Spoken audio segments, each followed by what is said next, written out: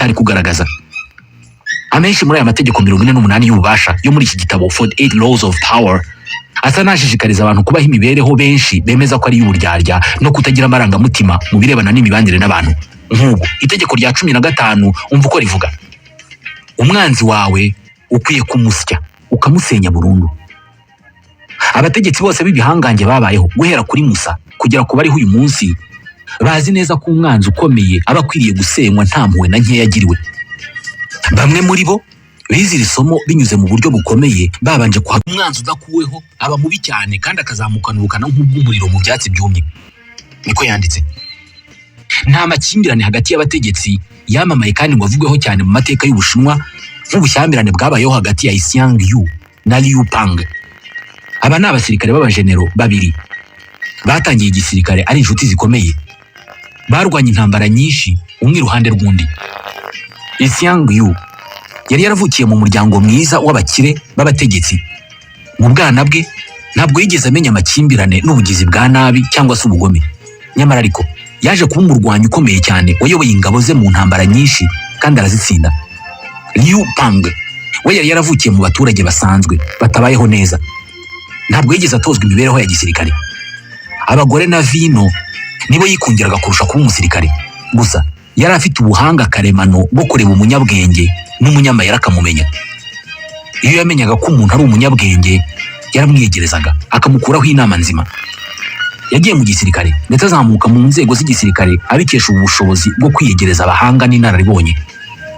Mu mwaka wa 208 mbere ya Yezu, umwami w'ubwami bwa Chu yohereje ingabo nyinshi kwigarurira ubwami bwa Qin.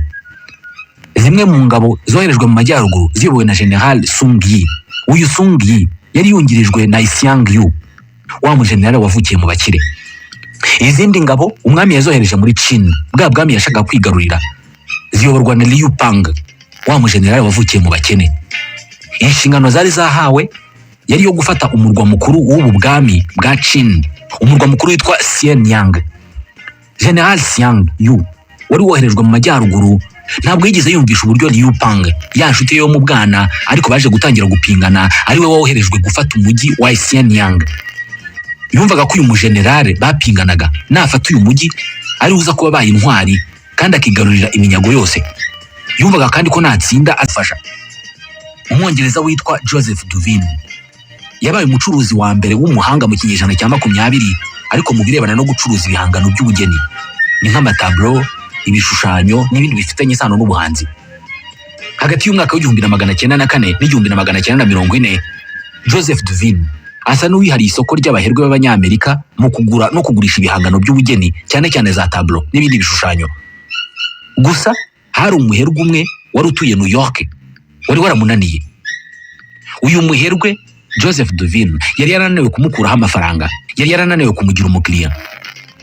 Uyu ni umunyenganda witwaga Andrew Mellon.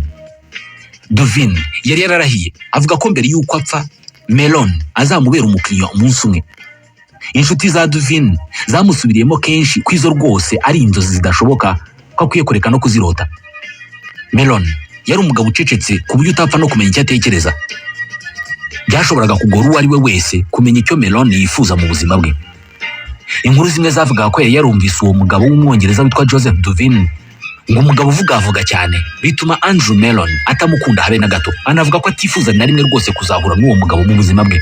Gusa Duvin nawe yari yarabwiye inshuti ze ati, Mellon usibye no kuba azambera umukiriya akangurira amatablo, ahubwo azanagurira jyewe njyenyine, azaba umukiriya wanjye jyenyine nta ndazigera agurira. Duvin yamaze imyaka myinshi ashakisha Mellon, yiga imico ye, yiga ibyo akunda, yiga ibyo yanga, yiga ibyo atinya, bigera n'ahatangira kujya ahemba bamwe mu bakozi ba Mellon amafaranga ya buri kwezi, umushahara, hakabaha amafaranga ngo bamushakire amakuru y'ingenzi ku mibereho ya boss wabo Mellon. Byageze igihe Joseph Duvin amenya Mellon ku rwego rumwe n'urw'umugore wa Mellon yari amuziho. Mu mwaka w'1921 Andrew Mellon yasuye Londres, umujyi Duvin yakoreragamo anahatuye.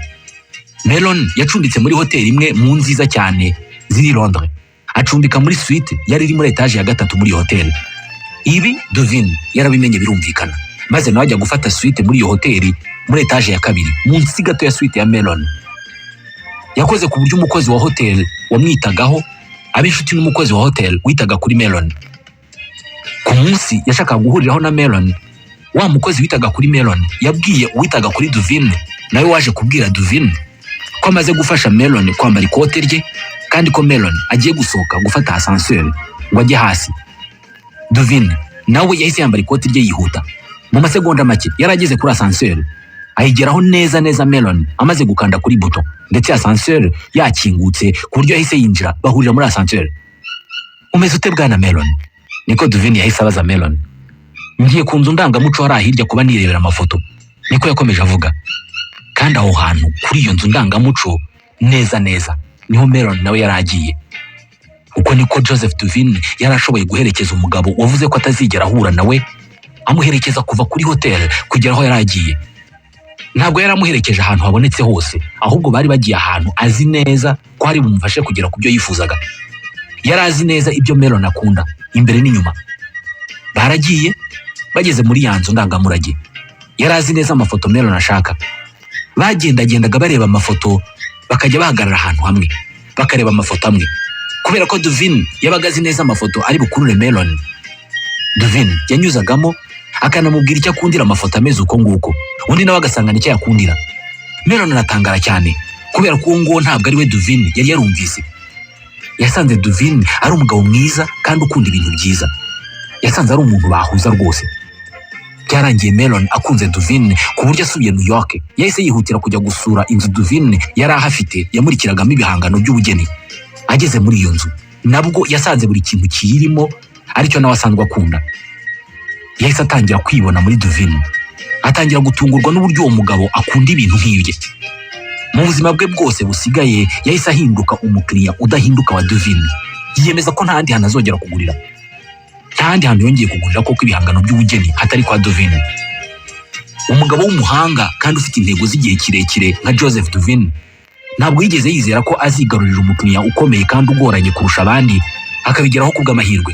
Oya, Robert Greene avuga ko kwizera kuzagera ku kintu runaka kubw'amahirwe ari nko kugerageza kurasa ibishuhe wipfutse igitambaro mu maso. Wowe shaka ubumenyi ku kintu icyo ari cyo cyose ushaka, ibindi bizakorohera. Melon yari umukiriya mwiza kurusha abandi Duvin yifuzaga kubona. Kugira ngo ashobore kumwigarurira mu buryo bwasaga n'ubudashoboka, yashyize imbere gushaka ubumenyi n'amakuru kugera ubwo yemera kujya ahemba buri kwezi abakozi ba Melon ngo bamuhe amakuru kuri Melon.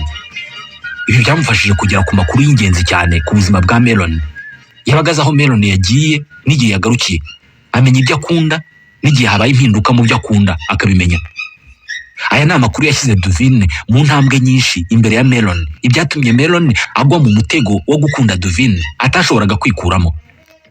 Buri gihe iyo Duvin yabaga ashaka ko umuherwe runaka mubera umukiriya, yamushakagaho amakuru.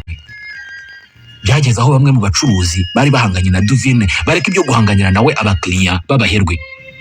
Ibi ni byo kugira amakuru ahagije bikora, bituma abo muhanganye bose babona ko usa n'ushoboye byose, maze ibyo guhangana nawe bakabivamo. Iyo uzi gushaka amakuru kandi ukayashaka mu buryo bumeze nk'ubutasi, nta n'umwe umenya aho ukura ububasha bwawe, kandi ibyo badashobora kumenya ntibashobora kubirwanya. Abategetsi bareba bakoresheje abatasi nk'uko inka zireba zikoresheje impumuro, abatware baba Hindu bakareba bakoresheje ibyanditswe, mu gihe abandi bantu bose basigaye bareba bakoresheje amaso. Aya ni amagambo ya Mutiliya, umufilozofe w'umuhindi wo mu kinyejana cya 3 mbere ya Yezu.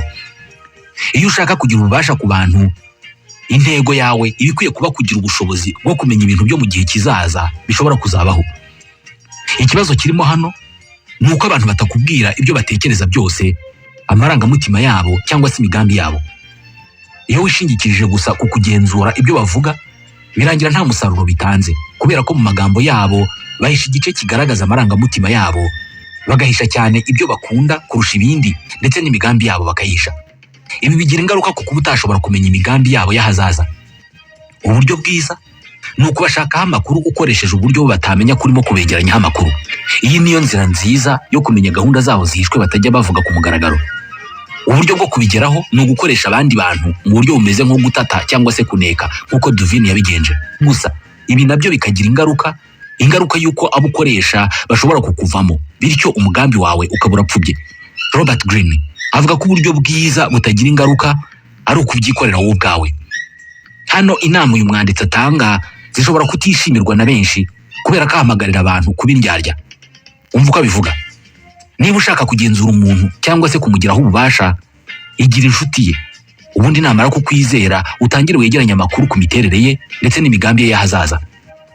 Umunyapolitike w'umufaransa wamenyekanye cyane ku butegetsi bwa Louis XVI witwaga Charles Maurice de Talleyrand-Périgord yari umuhanga cyane muri ibi bikorwa.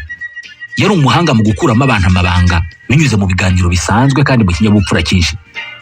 Iyo mwaganiraga yagusunikiraga ku kumubwira ibintu utakekaga ko wabwira uwo ari we wese, kubera ko yakoreshaga ibyitwa insinuation, gushaka kumvikanisha ikintu ariko utakivuze mu magambo yacyo, kumera nk'urimo gushinja umuntu ikintu ariko utabivuze mu magambo yeruye. Ibi ngibi bituma uwo muntu murimo muganira atangira kwisobanura, bigatuma avuga byinshi n'ibitari ngombwa. Iyo mwaganiraga yakoraga ku buryo asa nk'uvuye muri icyo kiganiro, uwo baganira agasigara ameze nk'aho ari we wenyine urimo kuvuga, kubera ko yasunikiraga uwo muntu mu kwisobanura. Ukamara umwanya munini wivuga, bikarangira uvuze ku miterere yawe ndetse n'imwe mu migambi yawe ukayimubwira. Niba ushaka kumenya ko umuntu abeshya, kora nk'aho urimo kwizera buri jambo ryose riri kumusohokamo. Ibi bizamuha imbaraga zo gukomeza kukubwira. Ibyishimo aterwa no kuba yabashije kukwemeza ibyo avuga bizamusunikira kukubwira n'ibirenzeho, birangire yivuyemo ku ngingo zimwe na zimwe. Ni amagambo ya Talleyrand. Nanone nutekereza ko umuntu arimo kukubwira igice cy'ukuri ugakeka ko hari ibintu arimo aguhisha akakubwira igice, kora nk'aho utamwizeye. Uko kutamwizera bizamusunikira gusohorana kwa kuri kundi yari yahishe. Nubwo Talleyrand mu buzima bwe bwose abantu bavuga ko ari umuhanga mu kuganira, ariko yavugaga bike cyane, gake cyane nibwo yagaragazaga ibitekerezo bye. Yakundaga gutegura imikino ihuriyemo abadiplomate n'abandi bantu bafite amakuru menshi akeneye, abantu bagahura bakaganira, wakajyanagamo akajambo kamwe gusa kari butume bisanzura bakavuga byose. Aha niho Robert Greene ahera avuga ko mu gihe abantu bahuriye ahantu hamwe ari benshi mu bikorwa bitandukanye, mu biganiro bagirana nibwo biba bisa naho buri wese yakuyeho ingamba zose z'ubwirinzi mu mivugire. Ikibi cyane hano ni uko bitiranya kuba ubitayeho n'ubushuti, bigatuma hari ibyo bagaragaza batari kugaragaza. Amenshi muri aya mategeko 48 y'ububasha yo muri iki gitabo 48 Laws of Power asa nashishikariza abantu kubaho imibereho benshi bemeza ko ari y'uburyarya no kutagira amarangamutima mu birebana n'imibanire n'abantu. Nk'ubu itegeko rya 15 umva uko rivuga: umwanzi wawe ukwiye kumusya ukamusenya burundu. Abategetsi bose b'ibihangange babayeho guhera kuri Musa kugera ku bariho uyu munsi bazi neza ko umwanzi ukomeye aba akwiriye gusenywa nta mpuhwe na nkeya yagiriwe. Bamwe muri bo bize iri somo binyuze mu buryo bukomeye, babanje kwa umwanzi udakuweho aba mubi cyane kandi akazamukana ubukana nk'ubw'umuriro mu byatsi byumye. Niko yanditse. Nta makimbirane hagati y'abategetsi yamamaye kandi ngo avugweho cyane mu mateka y'Ubushinwa nk'ubushyamirane bwabayeho hagati ya Xiang Yu na Liu Pang. Aba ni abasirikare b'abajenero babiri batangiye igisirikare ari inshuti zikomeye, barwanya intambara nyinshi umwe iruhande rw'undi. Xiang Yu yari yaravukiye mu muryango mwiza w'abakire b'abategetsi. Mu bwana bwe ntabwo yigeze amenya amakimbirane n'ubugizi bwa nabi cyangwa se ubugome. Nyamara ariko yaje kuba umurwanyi ukomeye cyane wayoboye ingabo ze mu ntambara nyinshi kandi arazitsinda. Liu Pang we yari yaravukiye mu baturage basanzwe batabayeho neza. Ntabwo yigeze atozwa imibereho ya gisirikare. Abagore na vino nibo yikundiraga kurusha kuba umusirikare. Gusa yari afite ubuhanga karemano bwo kureba umunyabwenge n'umunyamayeri akamumenya. Iyo yamenyaga ko umuntu ari umunyabwenge yaramwiyegerezaga akamukuraho inama nzima. Yagiye mu gisirikare ndetse azamuka mu nzego z'igisirikare abikesha ubushobozi bwo kwiyegereza abahanga n'inararibonye. Mu mwaka wa 208 mbere ya Yezu, umwami w'ubwami bwa Chu yohereje ingabo nyinshi kwigarurira ubwami bwa Qin. Zimwe mu ngabo zoherejwe mu majyaruguru ziyobowe na General Sung Yi.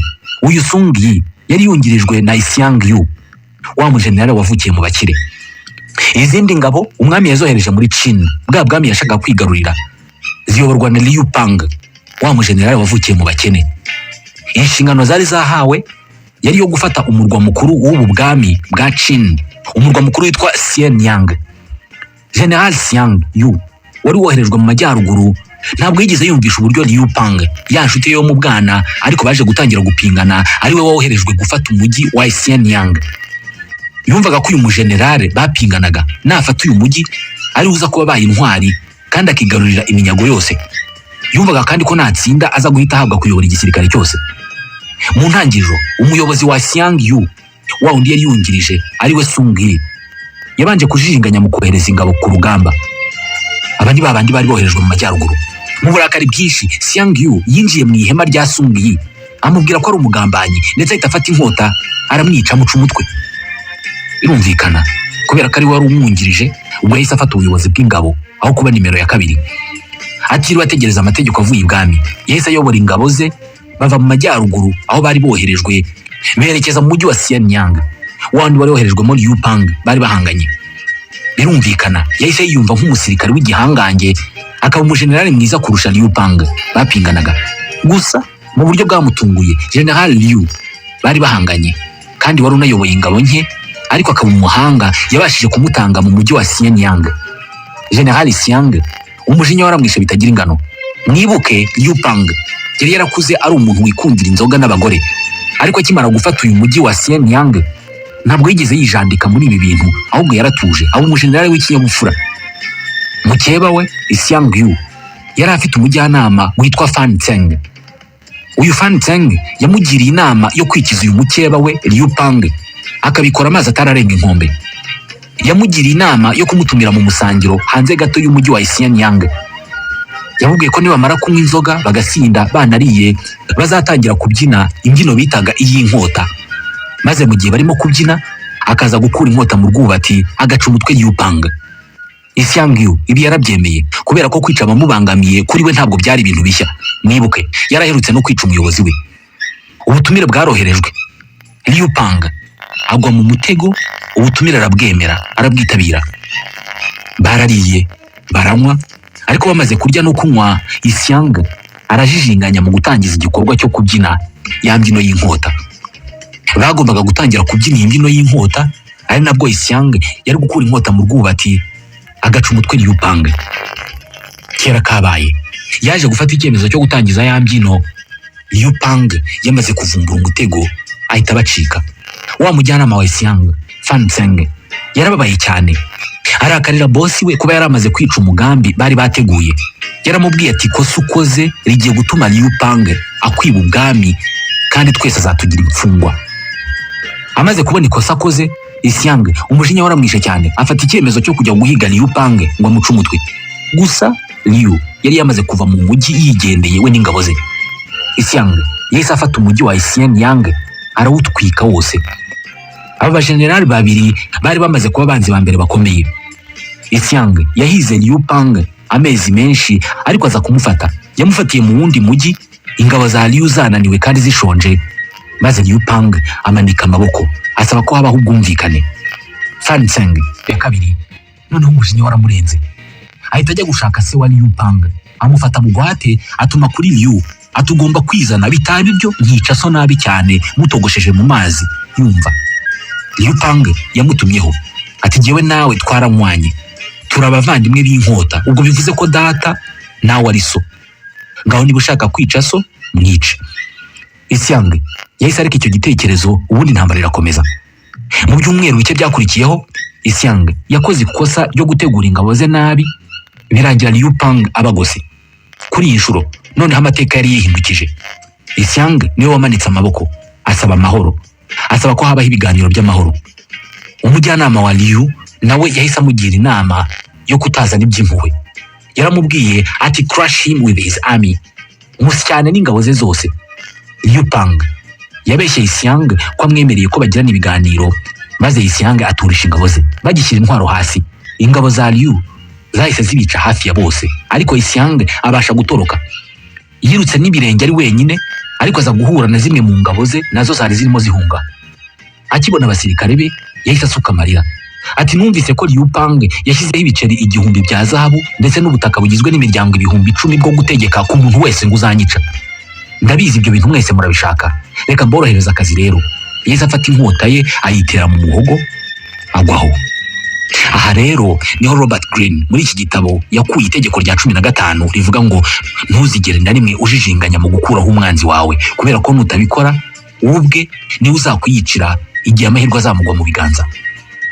abihera ku buryo aba bajenerali babiri bari inshuti ndetse baranywanye, ariko umunsi Yixiang yagaragaje ko ashaka kwica Liu Pang ariko bikamunanira. Icyo gihe yarashyize iherezo ku buzima bwe. Tukivuga ku by'iherezo, iri ni ryo herezo ry'iki kiganiro cyacu cy'uyu munsi.